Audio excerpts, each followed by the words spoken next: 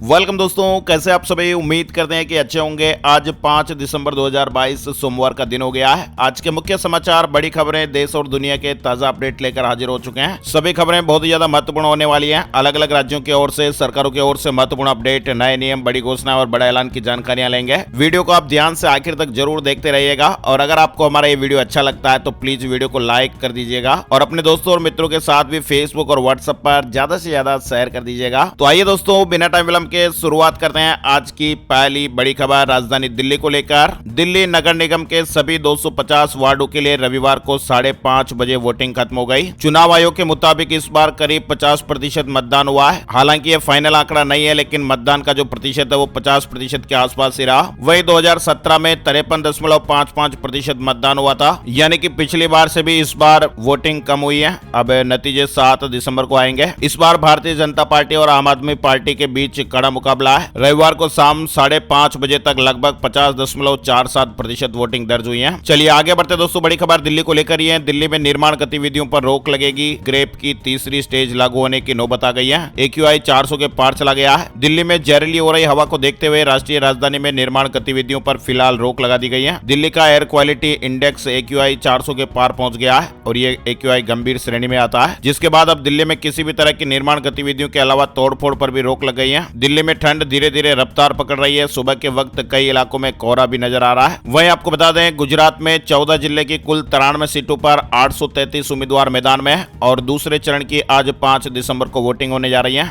गुजरात में विधानसभा चुनाव के दूसरे और आखिरी चरण के प्रचार का शोर थम गया। दूसरे चरण के मतदान के लिए आज सोमवार को मध्य गुजरात और उत्तर गुजरात में 5 दिसंबर को वोट डाले जाएंगे। चुनाव से पहले मां से आशीर्वाद लेने पहुंचे PM मोदी आज अहमदाबाद में वोट डालेंगे। आगे बढ़ते दोस्तों, बड़ी खबर, राहुल गांधी के नेतृत्व में कांग्रेस की भारत जोड़ो यात्रा रविवार शाम राजस्थान पहुंच गई। मध्य प्रदेश में 12 दिनों में 380 किलोमीटर की दूरी तय करने के बाद यात्रा राजस्थान के झालावाड़ में प्रवेश कर गई। इस दौरान राहुल गांधी के साथ कांग्रेस की MP इकाई के प्रमुख कमलनाथ और पार्टी के अन्य नेता भी शामिल रहे और यहां कांग्रेस कार्यकर्ताओं ने यात्रा का भव्य स्वागत किया। वहीं नोएडा न्यूज अपडेट है। बार और रेस्टोरेंट खोलने के लिए फायर NOC जरूरी होगी। नियमों में महत्वपूर्ण बदलाव हो गया है। पहले नोएडा में NOC 200 स्क्वायर मीटर के बार को खोलने के लिए चाहिए होती थी, लेकिन नए नियमों के अनुसार 100 स्क्वायर मीटर के बार के लिए भी NOC जरूरी कर दी गई है। वहीं दोस्तों, क्रिकेट मैच हाइलाइट्स अपडेट भी आप देख सकते हैं कि जीता हुआ मैच हारी टीम इंडिया। KL राहुल ने मेहदी हसन का आसान कैच छोड़ दिया और आखिरी विकेट के लिए 54 रन की पार्टनरशिप रही। टीम इंडिया को बांग्लादेश के खिलाफ वनडे सीरीज के पहले मुकाबले में 1 विकेट की करारी हार झेलनी पड़ी और इस हार के बाद अब भारतीय टीम 3 मुकाबलों की सीरीज में 0-1 से पिछड़ गई है। बड़ी खबर, सोमवार को शुरू होगा विधानसभा का शीतकालीन सत्र। उत्तर प्रदेश से जुड़ी खबर है। अनुपूरक बजट पेश करेगी सरकार। उत्तर प्रदेश विधानसभा का शीतकालीन सत्र आज सोमवार से शुरू होगा, जिसमें राज्य सरकार 2022-23 का पहला अनुपूरक बजट पेश करेगी। बड़ी खबर है, केंद्र सरकार जल्द ही ऑनलाइन गेमिंग को रेगुलेट करने जा रही है। राइटर्स की एक रिपोर्ट के मुताबिक इसमें वे सभी गेम कवर किए जाएंगे जिसमें पैसा शामिल होता है। यानी मोदी सरकार अब ऑनलाइन गेमिंग के लिए नए नियम लाने जा रही है। ऑनलाइन गेमिंग का बाजार तेजी से बढ़ रहा है। भारत के गेमिंग सेक्टर के भविष्य को ध्यान में रखकर नियम लाए जा रहे हैं। वहीं G20 सम्मेलन का कार्यक्रम तय करने के लिए सोमवार को सर्वदलीय बैठक होगी। PM मोदी भी शामिल होंगे।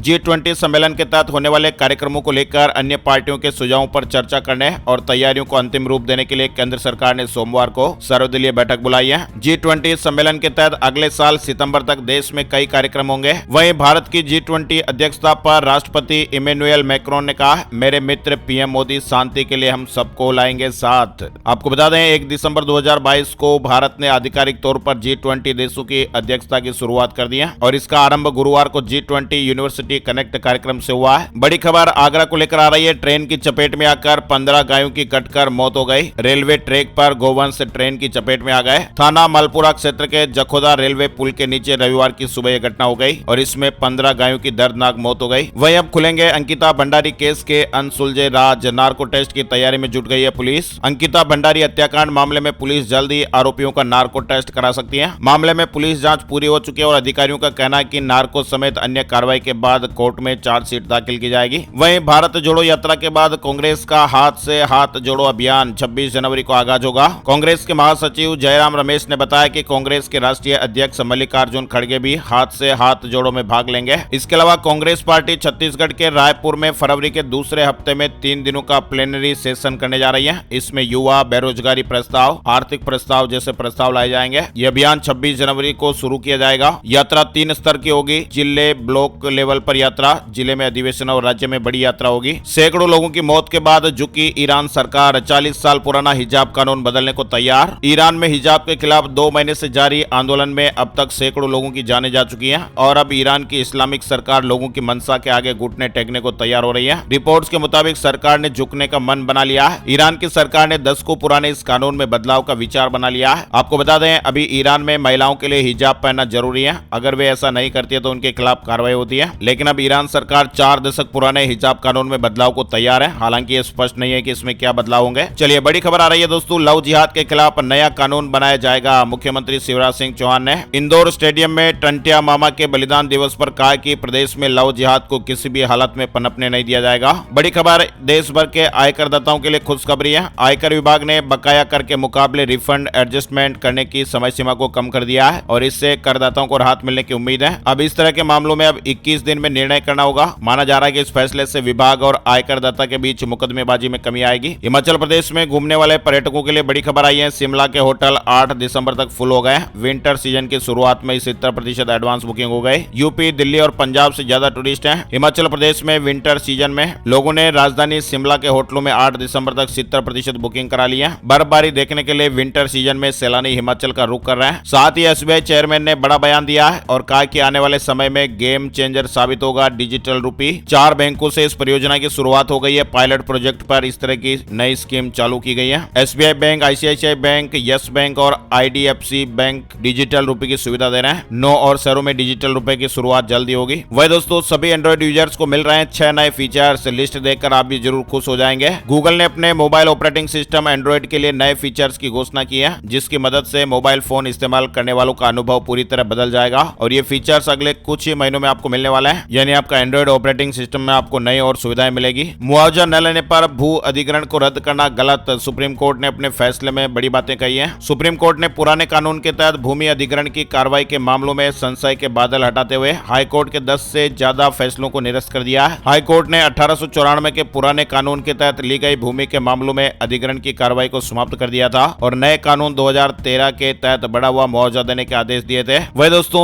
किसान भाइयों के लिए बड़ी खबर आ रही है। रबी सीजन चल रहा है और किसान भाई खेतों में रबी की फसलों को बो रहे हैं। वहीं किसान भाई बाजार और सरकारी केंद्रों से बुआई के लिए बीज भी खरीद कर ला रहे हैं। साइंटिस्ट भी लगातार रिसर्च करके नई नई प्रजाति खोजने की कोशिश कर रहे हैं और अब देश की एग्रीकल्चर यूनिवर्सिटी ने विभिन्न फसलों की 3 नई प्रजाति खोजी है और वैज्ञानिकों ने कहा कि नई प्रजातियां पोषक तत्वों से भरपूर होगी। किसान भाइयों को बम्पर पैदावार मिलने से उनकी इनकम भी बढ़ेगी। महाराष्ट्र के औरंगाबाद स्थित वसंतराव नाइक मराठवाड़ा एग्रीकल्चर यूनिवर्सिटी ने अलग अलग फसलों की 3 नई प्रजातियां विकसित की हैं। अरहर की दाल की प्रजाति, इसको महाराष्ट्र, गुजरात, मध्य प्रदेश, राजस्थान और छत्तीसगढ़ में बोया जा सकेगा। सोयाबीन की प्रजाति, कुसुम की प्रजाति, इसे महाराष्ट्र में बुआई की अनुमति मिली है। हरियाणा से जुड़ी खबरें हैं। हरियाणा में पंच और सरपंच पढ़ेंगे पंचायती राज एक्ट। ई टेंडरिंग से होंगे 2 लाख से ऊपर के काम। जियो टैगिंग भी होगी। हरियाणा सरकार अब पंच और सरपंचों को पंचायती राज एक्ट का पाठ पढ़ाएगी। इसके लिए पंचायत राज विभाग ट्रेनिंग का प्रस्ताव तैयार कर रही है। इसके अलावा पंचायतों में होने वाले कामों में भ्रष्टाचार रोकने के लिए सरकार ने ई टेंडर से काम करने का फैसला किया है। 2 लाख रुपए से अधिक के होने वाले कामों के लिए ई टेंडरिंग की जाएगी। इसके साथ ही पंचायत में होने वाले काम की जियो टैगिंग भी की जाएगी। वहीं उत्तराखंड की तर्ज पर हरियाणा में भी